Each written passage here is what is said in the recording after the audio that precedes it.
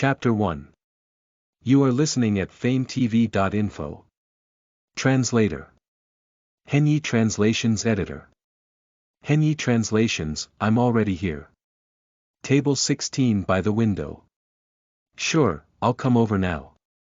Turning off his phone, Su Mo was a little nervous. He and Southern Breeze had been chatting for a few months. Recently, because his family was urging him to get married, he had asked the other party to help him act in order to get it over with. 4 years after graduation, Su Mo felt that he was still young and did not need to enter marriage early. Asking for help was a lie. It was more important to see what the person he chatted for so long with looked like. He stood carefully at the window and observed.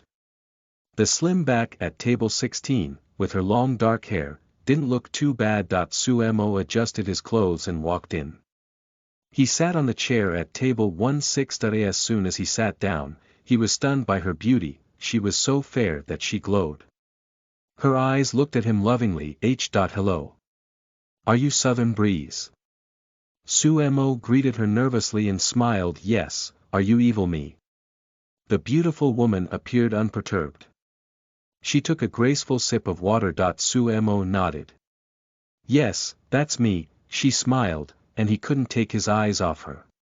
Do you have a room here, Evil Me? She asked softly. Su Mo gasped. Isn't this an act? Are you serious? However, thinking about it, these steps were indeed needed for a blind date. It seemed like she was quite sensible. He answered honestly. No, that's all right, I have it. What size do you like? I'll buy one for you. Su Mo thought he had misheard and asked in surprise, You'll buy one for me? She smiled and nodded. Yes. What are your demands? If you like to play so much, I'll play with you, Su Mo said. Above 100 square meters, 3 bedrooms and 1 living room will do. She nodded. Sure. So do you have a car? He shook his head again. No, that's all right, I do. Pick any car you like from my garage. I'd like a Maserati, then. She put her purse down on the desktop, pulled out her key and handed it to him. Here's the key.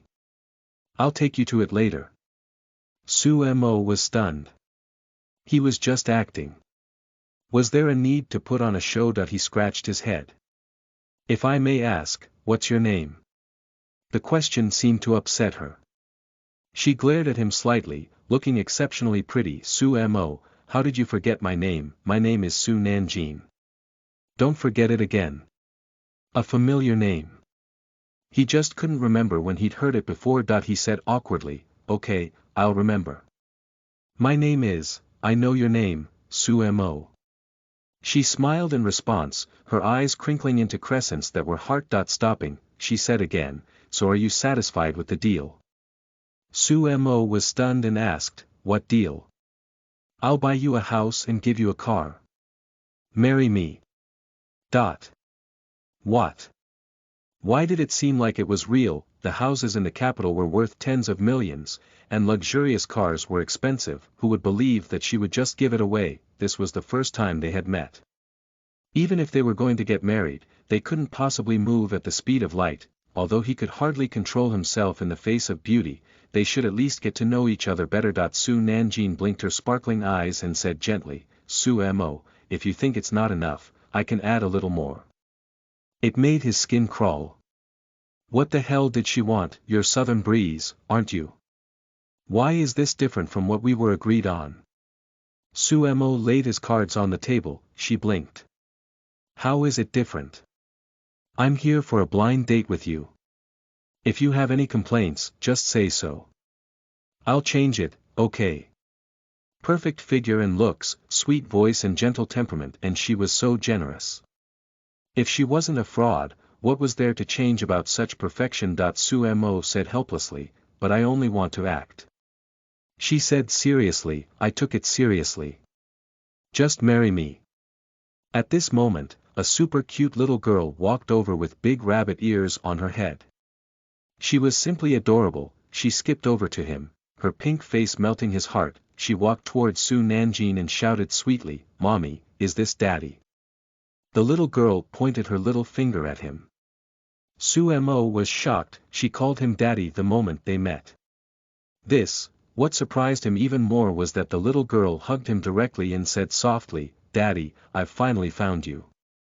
She was too cute. Her round face and big eyes made Sue Mo unable to push her away. That he knelt down to explain. "Little girl, I'm not your father." The little girl shook her head vigorously, her big rabbit ears sweeping his face. "No, you're my father. Mom and I have been looking for you for a long time. You can't abandon us again." Sue Mo felt sorry for her. Which man was so irresponsible? What a sin to leave behind such a beautiful wife and such a lovely daughter. At this moment, a mechanical voice sounded in his head. Ding. Congratulations to the host for reuniting with your wife and child. You have received the delicacy sign. In system. Every time you sign in, you will receive a gourmet secret manual. Would you like to sign in? That was a quick slap in the face. Sue Mo did not expect himself to be that irresponsible man, who didn't know his own child until she grew up. However, he actually activated the system. This was too exciting. That he often read novels. He did not expect to be lucky one day. He said excitedly in his mind, "Sign in."